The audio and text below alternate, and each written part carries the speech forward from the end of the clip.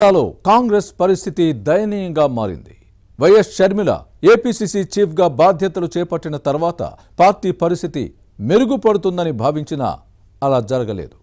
దీంతో కాంగ్రెస్ సీనియర్లు షర్మిలను టార్గెట్ చేస్తున్నారా? కేంద్ర మాజీ మంత్రి చింతామోహన్ వైఎస్ ఫ్యామిలీపై చేసిన కామెంట్స్ వైరల్గా మారాయా? ఇంతకే ఆయన చేసిన వ్యాఖ్యలేంటి? Was the story?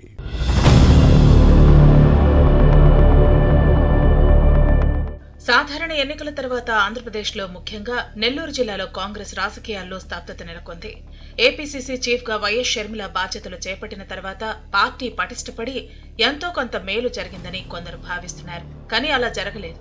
దీంతో ఉమ్మడి నెల్లూరు జిల్లా కాంగ్రెస్ సీనియర్ నేతలు మాత్రం షర్మిల తీరుపై ఫైర్ అవుతున్నారు.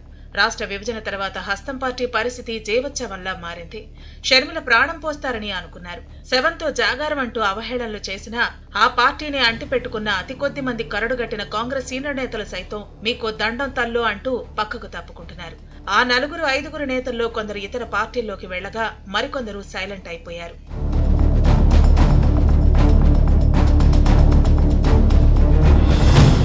ఉమ్మడి నెల్లూరు జిల్లా ఒకప్పుడు కాంగ్రెస్ కు కంచుకోట.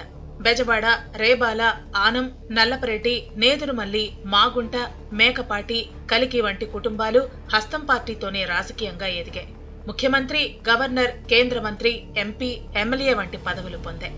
మరెందరికో మేలు చేసిన విషయాన్ని మాటల్లో చెప్పలేం. కానీ రాష్ట్ర విభజన తర్వాత హస్తం పార్టీ పరిస్థితి రివర్స్ అయింది.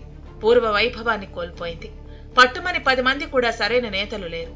కొద్దో గొప్ప ఓటర్లను ప్రభావితం చేయగలిగిన నేతలు అస్సలే లేరనటం అతిశయోక్తి కాదని కాంగ్రెస్ క్యాడరే చెబుతోంది. ఆ పార్టీలో ఉంటే శవజాగారం చేయక తప్పదన్న వాదనలో ఉన్నాయి. ఏపీసీసీ చీఫ్ గా షర్మిల రాకతో చివరికి శవాన్ని మోసేందుకు కూడా ఆ నలుగురు కరువయ్యారనే టాక్ నడుస్తోంది.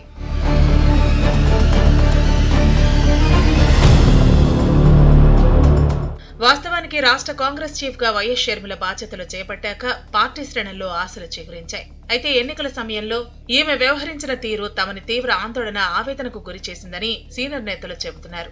పార్టీ అత్యంత కష్టకాలంలో ఉన్నప్పుడు కూడా వారంతా తమ జేబుల్లో డబ్బు ఖర్చు పెట్టి కాంగ్రెస్ పార్టీని కాపాడుతూ వచ్చారు. కానీ ఎన్నికల్లో వారెవరికీ టికెట్లు ఇవ్వకపోవడంతో సీనియర్ నేతలందరూ పక్కకు తప్పుకున్నారు.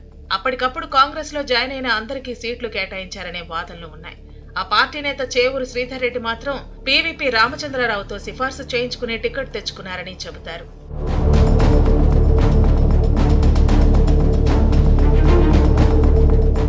నెల్లూరు జిల్లాలో కాంగ్రెస్ సీనియర్ నేత రఘురాం ముదిరాజ్ దశాబ్దాల పాటు కాంగ్రెస్ లో పనిచేశారు.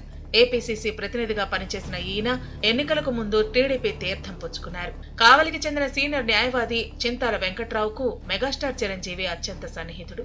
చిరంజీవి ప్రజారాజ్యం పార్టీ పెట్టినప్పుడు కూడా చింతాల కాంగ్రెస్ ను వీడలేదు. కానీ ఇటీవల సైలెంట్ అయిపోయారు. డీసీసీ అధ్యక్షుడు చేవూరు దేవకుమార్ రెడ్డి ఆనం ఫ్యామిలీకి సమీప బంధువు. అయినా కాంగ్రెస్ నే అంటిపెట్టుకు ఉన్నారు. నెల్లూరు ఎంపీ టికెట్ ఆశించి భంగపడ్డారు. మరో సీనియర్ నేత ఉడతా వెంకట్రావు కూడా హస్తం పార్టీకి దూరంగా ఉంటున్నారు. ఇలా పలువురు సీనియర్ నేతలు కాంగ్రెస్ కు గుడ్ బై చెబుతున్నారు.